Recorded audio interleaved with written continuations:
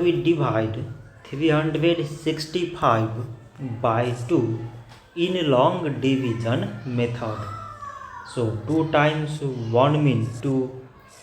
On subtracting we get 1. So now this 1 is less than 2. So we put down the number beside this 6. So now it became 16 and 2 times 8 means 16. On subtracting we get 0.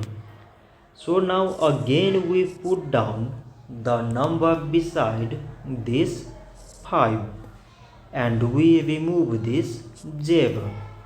So 2 times 2 means 4. On subtracting we get 1. So now this 1 is less than 2 and there is no other number beside. So we put here decimal so that we take 0. So now it became 10 and 2 times 5 means 10.